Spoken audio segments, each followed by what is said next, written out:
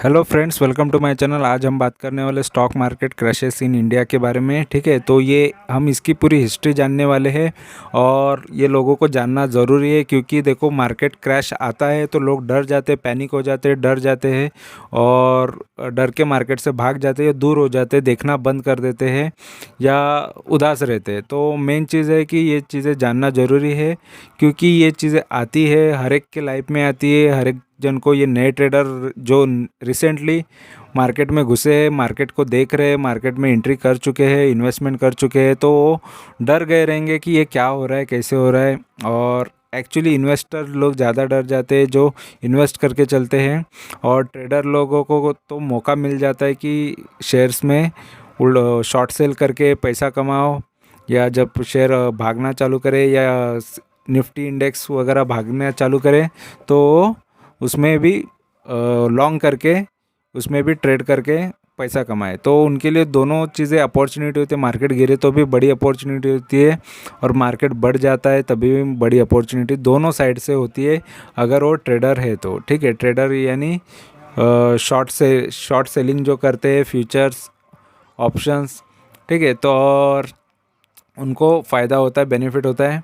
और जो इंट्राडे वगैरह करते हैं उनके लिए भी बेनिफिट हो जाता है अगर उनको ट्रेडिंग सही से आती हो तो। नहीं तो वो लोग लॉस करने के चांसेस भी ज़्यादा उसी तरह के होते हैं, क्योंकि अगर प्रॉफिट होता है तो लॉस भी होने के चांसेस ज़्यादा होते हैं।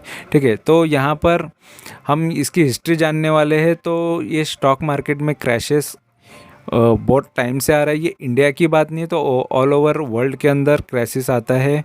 बट यहाँ पर इंडिया में कब कब आया था ये मैं आपको जस्ट बता देता हूँ। तो सबसे पहला जो क्रैश है तो 1865 का वो क्रैश है। ठीक है, 1865 मतलब 1865 में सबसे पहला क्रैश आया था। तो उसके पीछे की वजह बताया ये है। ठीक है, द अमेरिकन सिविल वॉर। अभी जैसे वॉर चल रहा है उसी तरीके का अमेरिका में सिविल वॉर हुआ था, जिसके वजह से ये चीज़ हुई थी। मैक्सिकन अमेरिकन के वॉर के वजह से बहुत सारे नुकसान हुआ था, जिस तरीके का अभी हो रहा है।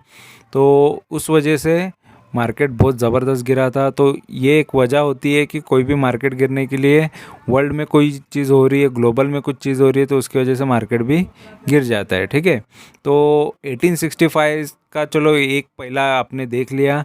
अभी मैं आपको जस्ट यहाँ पर क्रैश 1982 का बता दो। उसके बाद देखो लगभग 20 साल पकड़ के चलो, 20 साल बाद फिर से एक बार क्रैश आया, मार्केट फिर भागना ही चालू हुआ, बट उसके बाद एक बार क्रैश आया। तो क्रैश कितना था 1982 में, क्यों आया था? तो द कार्टेल ऑफ बंगाल, उन्होंने शॉर्ट सेलिंग करना चालू किया। किसका? तो रिलायंस स्टॉक का। ठीक है, रिलायंस स्टॉक शॉर्ट सेल किया, इतनी क्वांटिटीज़ वगैरह, इतना ज़बरदस्त शॉर्ट सेल किया वो टाइम पे 1982 के अंदर। उसके वजह से क्या हो गया कि बीएससी को 3 दिन तक यहाँ पे 3 दिन कंटिन्यूसली 3 दिन मार्केट को बंद करना पड़ा। ठीक है, क्योंकि इतना ज़बरदस्त कोई शॉर्ट सेल करके देखो, बड़े इसीलिए बोलते हैं, पहले से ये चीज़ें चलती आ रही है कि जो बड़े बड़े ट्रेडर्स रहते हैं, बड़े ऑपरेटर्स रहते हैं, वो ही मार्केट को गिराते हैं और वही मार्केट को चढ़ाते हैं। तो ये वो टाइम से चलते आया है। अगर किसी ने स्कैम 1992 मूवी देखा है या सीरीज़ देखा है, मूवी नहीं है वो सीरीज़, जिसने देखा है तो उनको ज़रूर पता होगा कि रिलायंस को भी शॉर्ट सेल किया गया था, जिसकी वजह से, लेकिन अंबानी ने वो चीज़ को, उस पर एक्शन लेके उसको वो चीज़ को ये करके फिर वो मार्केट को सही से संभाल लिया उन्होंने। ठीक है, उनके प्राइस को, उनके शेयर को अच्छे से संभाल लिया। लेकिन इस तरीके का होता है मार्केट में, क्योंकि उन्होंने डायरेक्ट, उनको लगा कि ये मेरा शेयर को कोई गिरा रहा है, तो इस वजह से उन्होंने ये एक्शन लेने के बाद उसके बाद वो सही से प्रॉपरली वो ट्रेड होने लगा। तो होता है इस तरीके का भी चीज़ें होती है कि किसी शेयर को ज़बरदस्ती बढ़ाया जाता है, किसी शेयर को ज़बरदस्ती गिराया भी जाता है। ठीक है, तो वो टाइम पे हर्षद मेहता ये शॉर्ट सेल वगैरह नहीं करते थे, तो उन्होंने ये चीज़ नहीं किया है। तो ये जो एक बंगाल में ये जो कार्टेल ऑफ बंगाल या बियर कार्टेल ऑफ बंगाल जो थे, उन्होंने वो खाली मार्केट को गिरा गिरा के पैसा कमाते थे। तो अभी भी जो भी इस तरीके के लोग होते हैं या आज भी एग्जिस्ट करते हैं, तो वो भी यही चीज़ से कमाते, क्योंकि जितना मार्केट गिराओ फिर उसके बाद उसको खरीदो, तो वो खरीदने के बाद और सस्ते भाव में मिल जाता है उनको। तो इसी में वो बहुत सारा पैसा कमा लेते हैं, तब तक वो आराम ही करते हैं, ठीक है। और बाद में यहाँ पर क्रैश ऑफ 1991, तो 1991 में क्या हो गया था, तो the stock market saw number of cycle of बूम्स and bast. तो बूम हो रहा था मार्केट, ऑलरेडी बहुत सारा बढ़ाया जा रहा था, किसकी वजह से, हर्षद मेहता एंड केतन पारेख की वजह से ये मार्केट बहुत बढ़ रहा था। फिर उसके और ये सर्कुलर ट्रेडिंग हो रही थी, तो उसके बाद ये चीज़ें पता चलने के बाद कि इसको बढ़ाया जा रहा है बबल्स जो, फिर उसके बाद इन्होंने ही जब ये बेचना चालू किया तो मार्केट गिरना चालू हुआ, क्योंकि यही स्टॉक को बढ़ाते थे, फिर वो टॉप पे लेके जाके अगर शेयर को बेच देते थे तो मार्केट वहाँ से क्रैश हो जाता था, गिर जाता था। तो ये हर्षद मेहता करते थे वो टाइम पे, इस वजह से बहुत बार कोई कोई स्टॉक कोई कोई कंपनी का मतलब कोई एग्जिस्ट ही नहीं करती, मतलब उसका काम धंधा बिजनेस कुछ नहीं होता था, जस्ट वो नाम के लिए कंपनी होती थी, उसको भी उन्होंने बढ़ा चढ़ा के बहुत सारा उसका प्राइस बढ़ा के फिर उसको एक टॉप से जाके गिरा देते थे, मतलब उसको बेच देते थे, फिर उसके बाद वो कंटिन्यूसली गिरते जाता था स्टॉक। तो इस तरीके का उन्होंने करने की वजह से बहुत सारे लोगों को लॉस भी हो गया है वो, और वो खुद प्रॉफिट कर लेते थे, और इस वजह से मार्केट में क्रैश आ जाता था, ठीक है। और सेम चीज़ फिर बाद में क्रैश 1992 हुआ, और वो 28 अप्रैल 1992 को हुआ, और वो दिन the BSE experience at a fall of 12-13% का फॉल आया। क्यों, हर्षद मेहता के स्कैम की वजह से उनका स्कैम एक्सपोज हुआ कि उन्होंने स्कैम किया था, उन्होंने प्राइस खुद से बढ़ाई जा रही थी, और वो पैसा जो स्कैम के लिए यूज़ किया गया वो बैंक से लिया जाता था, ठीक है, और वो गलत तरीके से लिया जाता था, ठीक है। तो इस वजह से उस चीज़ को एक्सपोज किया गया, फिर उसके बाद वो मार्केट में ये न्यूज़ जैसे फैल जाती है, फिर उसके बाद ये नेगेटिव न्यूज़ फैलने के बाद मार्केट कम्प्लीटली क्रैश हो गया, ठीक है। तो 1992 में एक बड़ा क्रैश हो गया था। तो सारी चीज़ें हमने ये अगर किसी ने देखा नहीं होगा तो ये देख लेना, बहुत अच्छा सीरीज़ है, ठीक है। हर एक चीज़ सीखो, मार्केट से सीखो, ठीक है। अप एंड डाउन आते हैं, राइज एंड फॉल आते हैं, तो सारी चीज़ें होती है मार्केट में। और उसके बाद देखो 1992 के बाद आया ये इलेक्शन का, 2004 में यूपीए का इलेक्शन, यूपीए कि आने के बाद सरकार, तो उसके वजह से मार्केट गिरा 15 15.5। देखो ये बड़ा फॉल है, सबसे बड़ा फॉल है। UPA one election crash of 2004, तो यूपीए की सरकार आने के बाद ये चीज़ हुई है, तो मार्केट ज़बरदस्त गिरा। तो ये एक बड़ा ये it is largest fall in history है, ये बड़ा हिस्ट्री है। इतना परसेंटेज से मार्केट कभी गिरा नहीं था, ये बीएसई उतना परसेंटेज से गिर गया था वो टाइम पे, ठीक है। तो ये 2004 में भी एक ज़बरदस्त मंदी आई थी, तो वो टाइम पे भी बहुत सारे शेयर गिरे होते हैं, बहुत सारी कंपनीज़ के भाव गिर जाते हैं। और बाद में यहाँ पर क्रैश ऑफ 2006, देखो 2 साल बाद, इसके बाद 2004 फिर 2006 में भी आ गया। तो 18 मई 2006 में आया बीएसई सेंसेक्स फॉल बाय, तो जो भी यहाँ पर कोई रीज़न नहीं बताया, लेकिन उसके बाद देखो फिर 2007 में भी आया, तो कंटिन्यू उसके बाद भी गिरा हुआ है, ठीक है। और यहाँ पर फाइनेंशियल क्राइसिस आया, ठीक है। द फाइनेंशियल क्राइसिस चालू हुआ 2007-8 में, ठीक है। तो उसके वजह से भी मार्केट में और it was the most serious financial crisis since the great depression, जो 1929 में जो ग्रेट डिप्रेशन आया था उससे भी बड़ा ये फाइनेंशियल क्राइसिस आया था 2007-8 के अंदर। तो बहुत सारे क्रैशेस इंडिया में आ चुके हैं, ऐसा नहीं कि ये फर्स्ट टाइम आप देख रहे हो, या कोविड ही आप जानते होगे तो उसके पहले भी आया था, या 1992 बहुत लोगों को पता रहेगा कि तभी भी क्रैश आया था मार्केट में। और ये देखो 2008 की मंदी बोलते हैं, तो यही है 2008 की मंदी, ठीक है। तो इतना ज़बरदस्त यहाँ पर ब्लैक मंडे करके भी यहाँ पर डाला गया है, ठीक है। तो इतना मार्केट ज़बरदस्त गिरा था। FIIs and foreign hedge fund selling orders, तो ज़बरदस्त सेलिंग हो रहा था वो टाइम पे, ठीक है। तो मार्केट 20-20% तक गिरता था। तो इतना बड़े बड़े तो डाउनफॉल देखे 2008 में लोगों ने, ये बहुत बड़ी मंदी थी।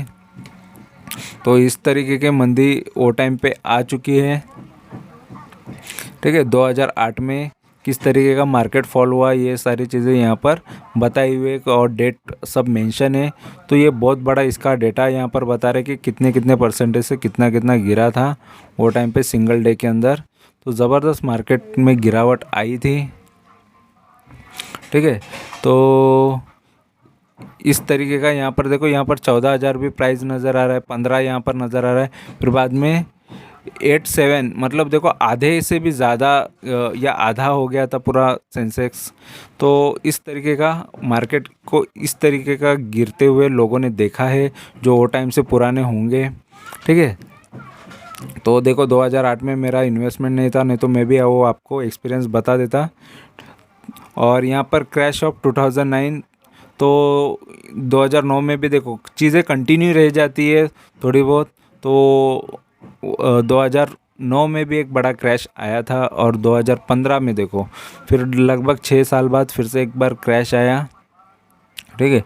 कुछ ना कुछ रीज़न होते हैं युआन चाइना विना के वजह से, तो बहुत सारे रीज़न्स यहाँ पर होते हैं, और मानसून की वजह से, ठीक है। तो 2015 के बाद डायरेक्ट 2016 में भी वही चीज़ कंटिन्यू रही, डिमोनेटाइजेशन का बता रहा है, ठीक है।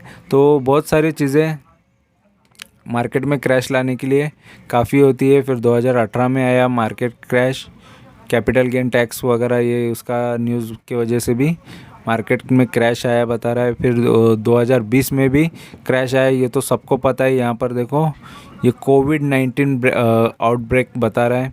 तो ये मोस्ट ऑफ लोगों को अभी रिसेंटली बहुत लोगों को पता होना चाहिए कि मार्केट क्रैश कोविड का कैसा था और क्यों आया था। तो ज़बरदस्त ये मार्केट क्रैश उसकी वजह से आ चुका था, ठीक है।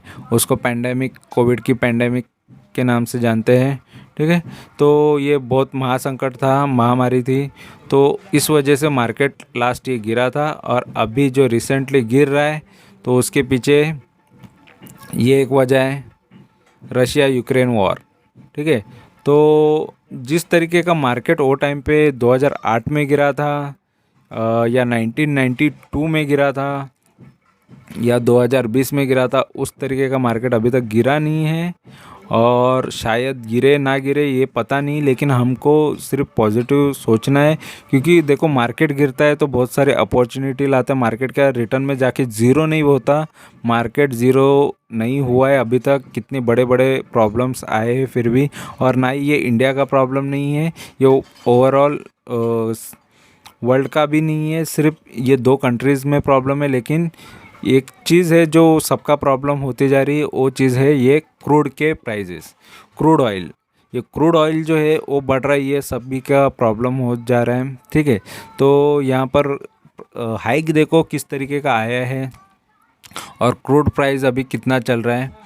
तो लगभग यहाँ पर मैं आपको 1 महीने का ही दिखा देता हूँ, 1 महीने के अंदर इसने किस तरीके का परफॉर्म किया है। तो क्रूड ऑयल देखो ये प्राइस पे चल रहा था एक टाइम पे 80, 89, 87, 86, 85, ये रेंज में चलते चलते अचानक से बढ़ जाता है, और कितना हो जाता है क्रूड का प्राइस, क्रूड ऑयल का 125, 126, 27 तक गया था ये। फिर उसके बाद देखो थोड़ा बहुत करेक्ट होके नीचे आया था, इसके वजह से थोड़ा बहुत अभी भी मार्केट में थोड़ा सा चीज़ पॉजिटिव हुआ है। अगर ये क्रूड ऑयल के प्राइस भी फिर से गिर जाते, फिर से आ जाते लेवल में, क्योंकि देखो इसके वजह से पेट्रोल डीजल और बहुत सारी चीज़ें महंगी हो जाती है। बहुत सारी चीज़ें इसलिए महंगी हो जाती है, पेट्रोल डीजल महंगा हो गया तो ट्रांसपोर्टेशन बढ़ जाता है, ट्रांसपोर्टेशन कॉस्ट बढ़ जाता है, और उसकी वजह से वो ट्रांसपोर्टेशन कॉस्ट प्रोडक्ट पे लग जाता है, ऐड हो जाता है, और सारी चीज़ें बढ़ना चालू हो जाती है, ठीक है। तो हर एक चीज़ का इम्पैक्ट हर एक चीज़ पे पड़ते जाता है, इस वजह से ये एक रीज़न है। ये रशिया और यूक्रेन का वॉर का रीज़न है। देखो किस तरीके की हालत कर दी है वॉर ने, ठीक है। तो ज़बरदस्त ये इमेजेस आप देख सकते हो, या न्यूज़ भी आप चलता है दिन भर चलेगा, यूट्यूब पे भी होता है, तो आप देख सकते हो कितना प्रॉब्लम चल रहा है। ठीक है, और कंटिन्यूस वॉर चल ही रहा है, और वॉर ना हो यही सोच रहे थे सब लोग, लेकिन वॉर हो रहा है, तो वॉर जल्द से जल्द ख़त्म होके कुछ सॉल्यूशन निकल जाए, जिसकी वजह से बाकी सारी चीज़ें अच्छी हो जाए। ठीक है, और देखो वॉर से कंट्री का नुकसान होता है, डेवलपमेंट का नुकसान होता है, सारी चीज़ें ख़त्म हो जाती है, फिर से नई स्टार्ट करनी पड़ती है, तो उनको ये प्रॉब्लम आगे आने वाला ही है, क्योंकि पब्लिक और जो जो डेवलपमेंट किया है वो सारी चीज़ें ख़त्म हो जाती है, और वो बिजनेसेस होते हैं, या उनके जो भी अनाज है, या जो भी उन्होंने बना के रखा है, वो सारी चीज़ें डिस्ट्रॉय हो जाती है। तो ये वॉर कोई सॉल्यूशन नहीं होता किसी भी चीज़ का, बट वॉर बहुत लोगों को पसंद होता है कि चलो उससे कोई प्रॉब्लम सॉल्व हो जाए, लेकिन कंट्री यूक्रेन रशिया के सामने ऑलरेडी छोटी है, लेकिन उससे वॉर कर रही थी, लेकिन उसका एक ही ये हो सकता है रिज़ल्ट, कि यूक्रेन को झुकना ही होगा, और बाद में रशिया ही उस पर ताबा, जो भी चीज़ के लिए ताबा करना चाहती हो वो ताबा कर लेगी। और यही होता है, जो महापावर या जिसके पास महासत्ता या बड़ी बड़ी ताकत होती है, वो हमेशा जो थोड़े कमज़ोर है, छोटे हैं, उन पे हक जमाते हैं। ठीक है, कब्जा जमाते हैं, तो वो चीज़ वो कर रहे हैं, और वही चीज़ इनको पसंद नहीं थी, लेकिन उसका कितना भी अपोज करने के बाद वो चीज़ फाइनली हार हो जाती है। देखो अभी फाइनल क्या होता है, बट ये चीज़ें रुक जाए और सही से हो जाए, तो हमको पॉजिटिव ही रहना है हर एक चीज़ के लिए। ठीक है, और यहाँ पर मार्केट भी उसी तरीके से इम्पैक्ट कर रहा है, और हर एक चीज़ उसी तरीके से इम्पैक्ट हो रही है, ग्लोबली मार्केट पूरा गिर रहा है। और यहाँ पर मैं आपको यहाँ थोड़ा सेंसेक्स दिखा देता हूँ। ठीक है, तो सेंसेक्स देखो किस तरीके का परफॉर्म कर रहा था पूरा, ये यहाँ से मैं आपको पूरा डिटेल दे देता हूँ 1986 से। तो 1986 से कंपनी लगभग मार्केट कंटिन्यूसली देखो, तब का प्राइस देख लो, 550 का था सेंसेक्स, 550 से आज ये कितना हो गया है देखो। और इसका हाई मैं आपको दिखा दूंगा, इसने हाई 62 तक मारा था। अगर यहाँ पर प्राइस दिखाता होगा तो मैं आपको दिखा दूंगा। ठीक है, तो मार्केट ऑलरेडी कंप्लीट ये 62 तक भी गया था, 10,000 थोड़ा गिरा है। तो देखो 500 से 400 450 का भी हुआ था। देखो वो टाइम पे बीएससी एनएससी बीएससी था वो टाइम पे, तो किस तरीके का परफॉर्म करते करते आज वो कौन से प्राइस पे आ गए। तो और ये है वो 1992 का क्रैश, जब ये 3,500 4,000 का जो प्राइस था वहाँ से गिर गया और आधा हो गया था, आधे से भी कम हो गया था। यहाँ पर मैं दिखा देता हूँ, थोड़ा प्राइस नीचे और आएगा तो यहाँ पर। ठीक है, ये 2,000 का भी प्राइस नज़र आ रहा है, तो ज़बरदस्त गिर गया। ठीक है, तो इस तरीके का आधा हो गया था। उसके बाद मार्केट देखो वो उसके बाद किस तरीके का मूवमेंट करते करते फिर बाद में उसने एक टाइम आया कि वो प्राइस सेंसेक्स कहाँ तक पहुँच गया, देखो 19,000 तक पहुँच गया 2007 में। तो इतने सारे ये प्रॉब्लम झेलने के बाद ज़ीरो तो नहीं हुआ, देखो 500 का था। आपने सोचा मार्केट में क्रैश आया और अरशद मेहता ने ये कर दिया है, स्कैम कर दिया, अभी मार्केट ज़ीरो हो जाएगा। ज़ीरो तो नहीं हुआ भैया, ये आगे ही बढ़ते गया, प्रॉब्लम सॉल्व हो जाता है, फिर उसके बाद आगे बढ़ते रहता है। तो मैं यहाँ पर ये भी दिखा देता हूँ, देखो 2008 का टाइम का, तो 2008 में भी मार्केट 20,000 तक पहुँच गया था 2007 में। तो जैसे 8 लग गया तो उसके बाद 20,000 से डायरेक्ट ये देखो 8 8,500 9,000 तक गया था, 8,500 भी हुआ था। तो ज़बरदस्त गिरावट हो गई थी। तो 2008 में ज़बरदस्त मंदी आई थी। तो यही है वो मंदी। और कब तक चलती रही देखो। तो उसके बाद फिर देखो फिर कैसे उछाल आ गया, फिर से रिकवर हुआ। ऐसा नहीं कि फिर से आप सोच रहे हो नेगेटिव माइंड से कि अरे अभी इतना गिर गया 2008 में तो अभी ज़ीरो हो जाएगा। ज़ीरो तो नहीं हुआ भैया। यहाँ पे जिसने जिसने ख़रीदा वो प्रॉफिटेबल हो गया, और यहाँ से जिसने शॉर्ट किया वो भी प्रॉफिटेबल है। लेकिन शॉर्ट करना अगर हर किसी को आता तो हर कोई अमीर हो जाता, बहुत पैसा कमा लेता। लेकिन शॉर्ट करना भी बहुत हाई रिस्क वाला मैटर होता है, क्योंकि वहाँ से भी अगर उल्टा भागा मार्केट तो आप ज़बरदस्त। लेकिन आपको इतना कॉन्फिडेंस होना चाहिए, ये भी रिस्क है, ये भी रिस्क है। लेकिन यहाँ पर थोड़ा सा कम रिस्क है, क्योंकि आज नहीं तो कल मार्केट ऊपर जाएगा ही। देखो यहाँ पर तो ये दिख रहा है, यहाँ पर बाय करने वाला आज नहीं, कल नहीं, परसों नहीं, 2 साल 3 साल 5 साल 10 साल बाद तो प्रॉफिट में ही होता। तो ये पॉजिटिव सोच रखना चाहिए हमेशा लाइफ टाइम में। अच्छे शेयर्स में रहो तो ही ये चीज़ पॉसिबल होती है, ठीक है। तो यहाँ पर देख लो किस तरीके का मोमेंट इसने दिखाया। तो ये गिरा, फिर से उठने के लिए थोड़ा टाइम लगेगा, लेकिन उठा, फिर उसके बाद बढ़ते गया। फिर यहाँ पर एक बार ये 2020 का टाइम देख लो। 2020 में भी ये लगभग 41-42,000 तक था मार्केट। फिर वहाँ से लगभग ये 27-28 तक आया था, ठीक है। यहाँ पर आपको 29 नज़र आ रहा है, लेकिन इसका प्राइस मैं आपको दिखा दूंगा। लगभग और भी कम आया था। तो बहुत, ये भी 10-20 हज़ार गिर गया था कि 15-20 मार्केट यहाँ पे करेक्ट हुआ था। तो इतना करेक्शन आ चुका था। फिर उसके बाद देखो फिर से अब गया। ये कोविड की वजह से आया था करेक्शन, या कोविड की वजह से क्रैश हुआ था। फिर उसके बाद फिर से मार्केट बढ़ गया। तो ये पॉजिटिव सोचो, मार्केट में भागो मत, मार्केट से भागो मत, मार्केट में डरो मत। मार्केट हमेशा एक बार करेक्ट होता है, फिर बाद में भागना चालू होता है। चलो आपको मैं जस्ट आपको एक सिंपल कोई भी शेयर एक बता देता हूँ। चलो शेयर में मेन चीज़ है, यही शेयर बता देता हूँ, रिलायंस का ही बता देता हूँ। रिलायंस एक ऐसा स्ट्रॉन्ग शेयर है, क्योंकि और सबसे ज़्यादा इसी में वेटेज होता है, ठीक है। तो मैं जस्ट आपको यहाँ पर चार्ट ही बताऊँगा, बाकी कुछ नहीं बताऊँगा।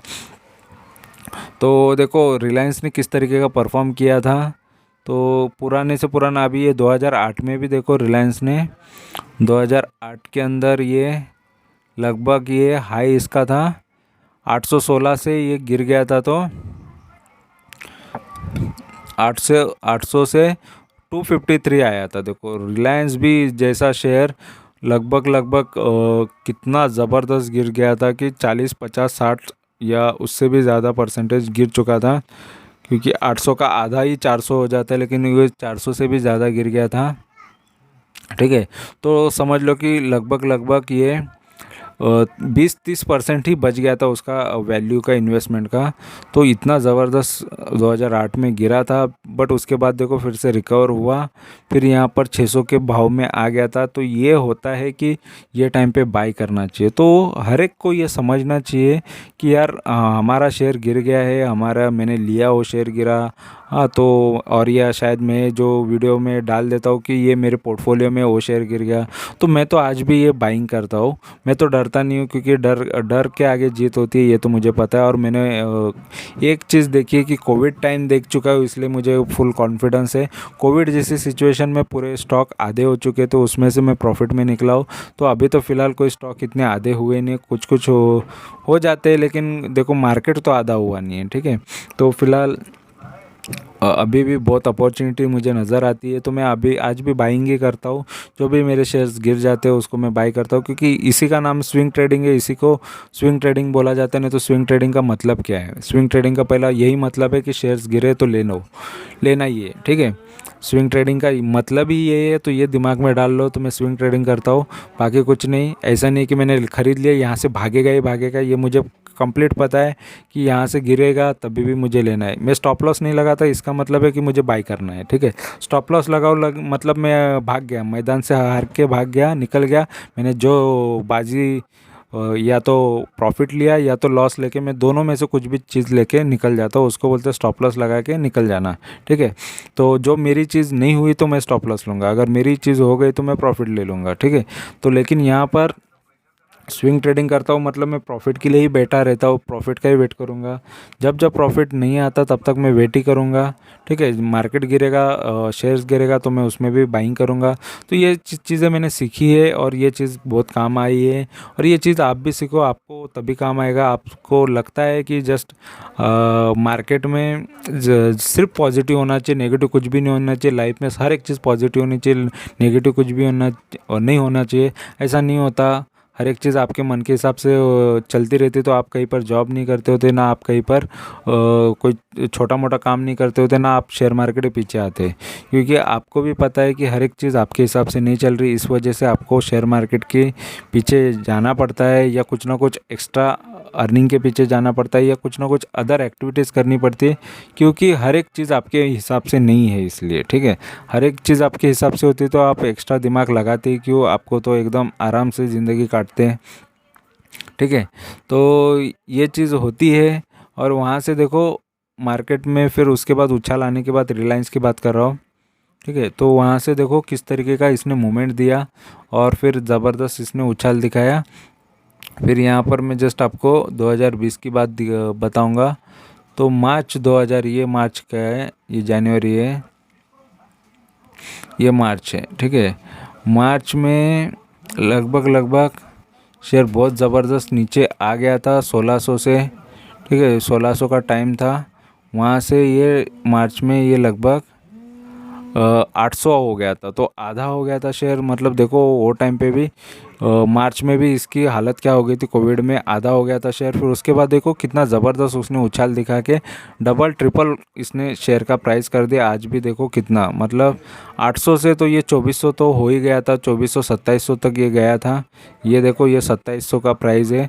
मतलब शेयर में इस तरीके का मूवमेंट आता है, 3 गुना 4 गुना का शेयर हो जाता है। तो यही फ़ायदा होता है, यही बेनिफिट होता है अगर आप यहाँ पे ख़रीद लेते हो। तो नहीं भी ख़रीद लेते हो, आपने बोला कि चलो मैं नहीं यहाँ, तो होल्ड करके रखो शेयर को, आराम से बैठे रहो, कुछ नहीं करना है। ऑटोमेटिकली शेयर देखो आपने यहाँ पे ख़रीदा था, देखो यहाँ हो गया या ये प्राइस आ जाएगा। अगर आपका शेयर अच्छा है तो आधा क्यों ना हो जाए, पाव क्यों ना हो जाए, वो बाद में फिर से उसका प्राइस कवर करके आ जाएगा। लेकिन लेते हो तो और एक बेनिफिट हो जाता है कि आपका प्राइस, जो बाइंग प्राइस है वो थोड़ा नीचे आ जाता है, एवरेज प्राइस कम हो जाता है और उससे आपका प्रॉफिटेबिलिटी बहुत बढ़ जाती है।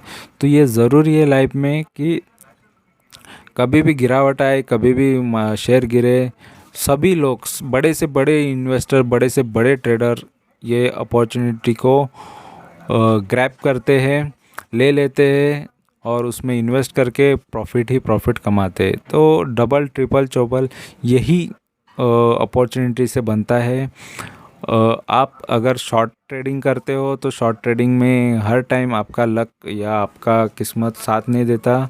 तो सबसे सेफ़ चीज़ है कि कहीं ना कहीं इन्वेस्ट करके चलो, कि थोड़ा लॉन्ग टर्म के लिए करो। कभी भी मैं हमेशा बोलता हूँ कि कभी भी मैंने मल्टीबैगर हो जाएगा, ये हो जाएगा, वो हो जाएगा, पकाने की चीज़ें मैं नहीं करता। क्योंकि देखो मल्टीबैगर होना हर एक शेयर की किस्मत नहीं होती है। शेयर अच्छा है, धंधा अच्छा चल रहा है, बिज़नेस अच्छा चल रहा है, आज नहीं तो कल वो मल्टीबैगर हो जाएगा। लेकिन अभी से किसी शेयर को हमने बोल दिया कि ये मल्टीबैगर हो जाएगा, मल्टीबैगर हो जाएगा, ले लो, खरीद लो, बहुत सारा खरीद के रख लो, सब ये वो बेच बाच के खरीद लो। बहुत सारे ऐसे वीडियोस देखने आते हैं, सामने आ जाते। तो ऐसे बहुत सारे लोग मिसगाइड कर देते हैं कि ये देखो वो चीज़, और वो बकवास शेयर रहते हैं कि चलो यार 1-2 रुपये का, 5 रुपये का, तो बर्बाद करने के लिए काफ़ी है उतना। तो सब कुछ लगा के बर्बाद हो जाओ, वो तो आपको बर्बाद करने के लिए बैठे हैं अच्छे अच्छे चैनल खुल के, ठीक है। क्वालिटी स्टॉक के पीछे भागो। आपको जो देखो आपकी मर्ज़ी होती है आपको कौन सा रास्ता चुनना है, तो आप हमेशा वही रास्ता चुनते हैं जिसमें आपको ज़्यादा लालच दिखती है, ज़्यादा मतलब गलत रास्ता इंसान सबसे जल्दी पकड़ता है, सही रास्ते को थोड़ा सा इग्नोर करता है। यार इसमें तो बहुत टाइम लगेगा, यार कौन 10-10, 20-20, 30-30% का रिटर्न ले, इससे अच्छा डबल ट्रिपल 5 गुना 10 गुना 1 साल के अंदर हो जाए, या 1 महीने में हो जाए, 2 महीने में हो जाए, इस तरीके के रिटर्न के पीछे भागते हैं। लेकिन बड़े से बड़े ट्रेडर भी इतने जल्दी रिटर्न के पीछे नहीं भागते, वो भी यही सोचते हैं कि आराम से आ जाए, लेकिन सबसे ज़्यादा इन्वेस्ट करके रखते हैं सही शेयर में, अच्छा होल्डिंग के लिए लेके रखते हैं अगर उनको, और वो बिज़नेस को देखते रहते हैं, उनके फाइनेंशियल देखते रहते हैं, और जब तक कॉन्फिडेंस है तब तक रखते हैं। अगर शेयर्स में कुछ भी थोड़ा भी इसमें ऊपर नीचे हो गया कि इसके सेल्स ख़राब हो रहे हैं या कुछ भी हो रहा है तो वो वहाँ से निकल जाते हैं। तो इस तरीके का उनका सोचना होता है। तो इसी टाइप की सोच आप भी रखो तो आप भी ज़रूर प्रॉफिट करोगे। यहाँ पर मैं बहुत सारे लोगों को देखता हूँ कि उनको सिर्फ है ना टारगेट बताओ, शेयर बताओ, टारगेट बताओ, सिर्फ डिपेंडेंसी चाहिए, उनको सीखना नहीं है। तो यहाँ पर मैं हर एक चीज़ सिखाता हूँ।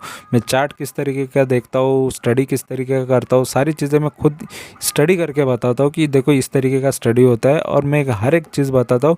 कोई भी शेयर को एकदम से एक प्राइस पे मत लो, क्योंकि वो आज नहीं तो कल फिर से गिर भी सकता है। तो गिरेगा तो और लेने के लिए आपके पास पैसा होना चाहिए, ठीक है। नहीं तो पूरा का पूरा एक ही प्राइस पे ले लोगे, फिर गिर जाएगा, फिर उसके बाद वो प्राइस आने के लिए कभी कभी टाइम लग जाता है, ठीक है।